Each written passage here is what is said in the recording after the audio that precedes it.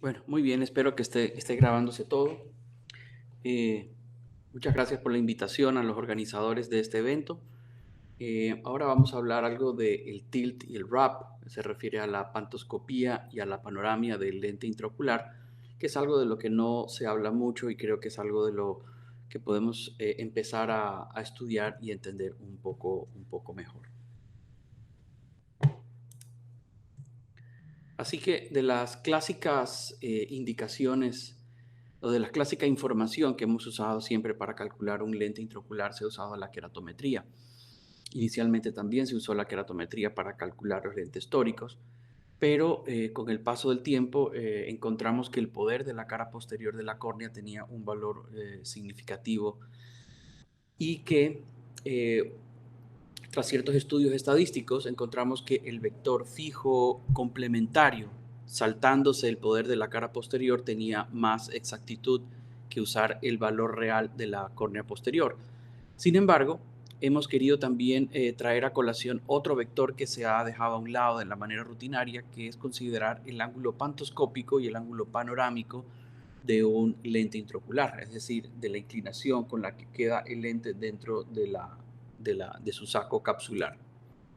Así que, ¿qué pasa si un lente se inclina? Pues lo que va a suceder es que la esfera siempre va a aumentar en poder y también se va a inducir un cilindro.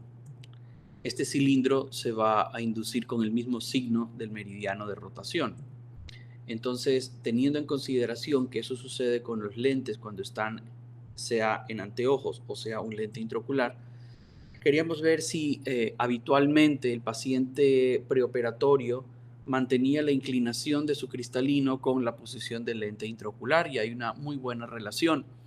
En este ejemplo se puede ver cómo la inclinación del lente cristalino, o de la catarata, en su plano principal guarda una relación posoperatoria también en el mismo plano, lo que quiere decir que podemos medirlo anticipadamente. Y este es un ejemplo similar en el ojo izquierdo. Como pueden ver, en el ojo izquierdo la inclinación en este plano horizontal es principalmente hacia afuera. Entonces, esta inclinación se mantiene, entonces hay una relación directa entre el preoperatorio y el posoperatorio. Así que usando cierta matemática matricial, que es una cosa que nos ha costado un poquito estudiar y entender, se puede calcular cuál es el poder efectivo de una lente cuando se inclina lateralmente y verticalmente. Entonces, en este ejemplo, si ustedes miran que un lente de 5 dioptrías, que tiene, o mejor dicho, que tiene 5 de esfera y 2,25 de cilindro, cuando el lente tiene 5 grados hacia afuera, en este caso pues un ojo derecho, es decir, hacia afuera, y 5 grados hacia abajo, el resultado después de hacer los cálculos es que el lente tiene una inducción esférica, como ustedes pueden ver, aumenta el poder de la esfera y aumenta el poder del cilindro. Ahora, este es un lente de 5 dioptrías, es un lente de muy baja potencia, entonces la inducción también es pequeña. ¿Y por qué diría uno, bueno, pero si esto es cierto que hay una inducción, pero es muy pequeña o irrelevante?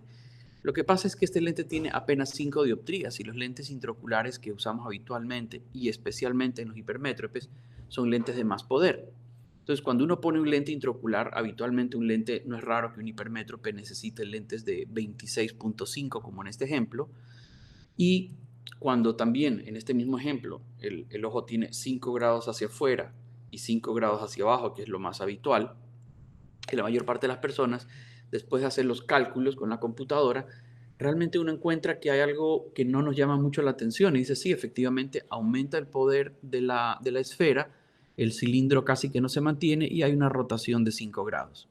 Entonces hay que tener en cuenta que cuando la cantidad de tilt, tanto en el plano horizontal como en el plano vertical, puede tener un fenómeno de acoplamiento, quiere decir que se cancela un efecto contra el otro y solamente induce cambios muy pequeños.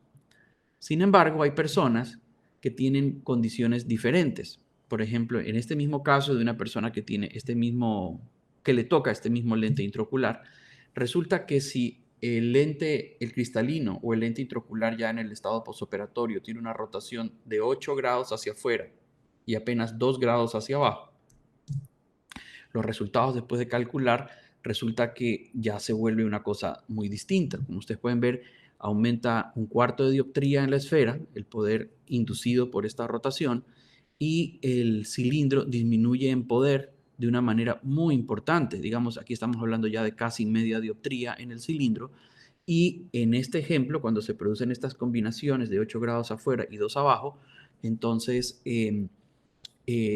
la inducción es aproximadamente de media dioptría. Y media dioptría sumado a lo que habitualmente encontramos en los lentes en la cara posterior de la córnea, ya como que el rompecabezas del cálculo de lentes se va perfeccionando. Así que este concepto de considerar el tilt del lente intraocular dentro de los cálculos es algo, pues, ¿no? Algo que nos saca de nuestro perfil de comodidad porque es un nuevo factor difícil de medir, pero que yo creo que pronto y de aquí en adelante va a empezar a considerarse, se va a hablar más sobre este tema. Entonces, miren lo que sucede en esta gráfica. Esta gráfica es un ángulo de double plot, en donde yo muestro los resultados de el astigmatismo, es decir, el cilindro, cuando no se considera nada, es decir, no se considera más que la queratometría anterior. Entonces, cuando uno no considera ni la cara posterior, ni un factor fijo, ni ningún otro factor, los resultados están hacia la izquierda. En este caso, pues que representan más o menos 0.65 dioptrías contra la regla en sus resultados. Ahora, si consideramos el tilt y el warp, aquí como pueden ver aquí en la parte superior, el tilt y warp, los resultados mejoran, es decir, de no tener nada a tener el tilt y el warp, los resultados son más cercanos al centro, que es lo que nosotros queremos.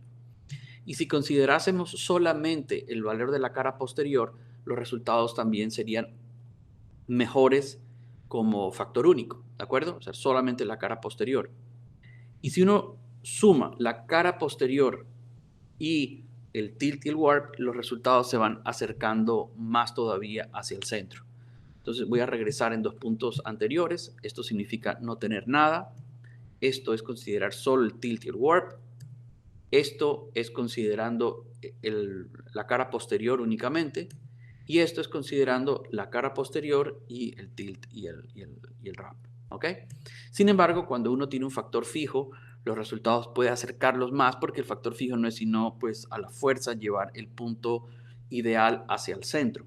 Entonces todavía pensamos que un factor fijo en este momento de nuestros estudios son superiores a lo que puede hacer la consideración del tilt y el warp, la cual puede necesitar más ajustes. Al fin y al cabo, lo que nosotros queremos es que todos estos puntos que están dispersos se vuelvan un poquito más cercanos entre sí para tener mayor precisión.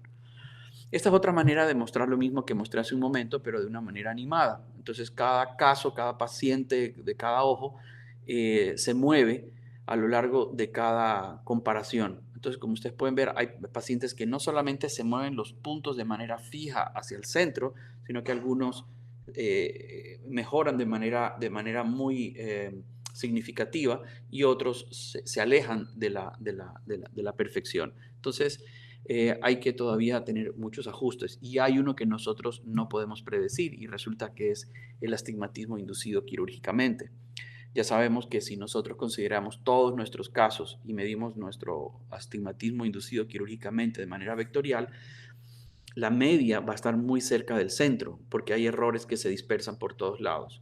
Y si ustedes ven el patrón de dispersión de estos puntos, son los que probablemente continúan siendo el error principal no predecible de un cálculo de un lente intraocular, especialmente un otórico.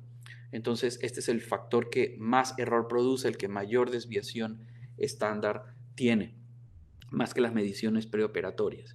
Aunque el promedio esté en 0, quiere decir que no es tan exacto como si nosotros quisiéramos. Así que, parafraseando al el ministro de Defensa americano de hace muchos años, él decía que habían cosas conocidas que desconocíamos y realmente, entonces hay cosas que conocemos, hay cosas que desconocemos y hay cosas que no sabemos que desconocemos.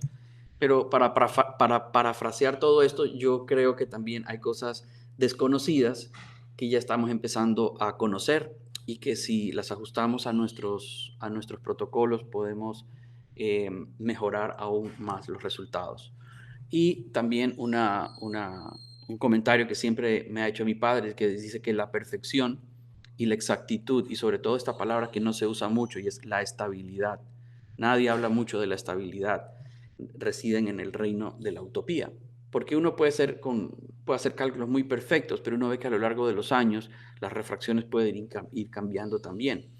Sin embargo, yo creo que, como dice él, podemos acercarnos cada vez más y más a ellas y siempre tendremos motivos para seguir acosándolas, es decir, para seguir conociendo mejor los factores de dispersión para lograr cada vez mejores resultados. Así que, pues bueno, esto es un proyecto interesante. Vamos a ver cómo, usando pues matemáticas que tenemos que estudiar porque a veces no nos son tan fáciles de entender, podemos incluirlas en nuestros cálculos rutinarios para tener mayor precisión con la mayor parte de pacientes que se someten a cirugía de catarata. Así que, pues bueno, muchas gracias por la invitación y em, eh, nos veremos en la próxima de una manera personal para darnos un fuerte abrazo y nuevamente muchas gracias a los organizadores por levantar este tremendo evento.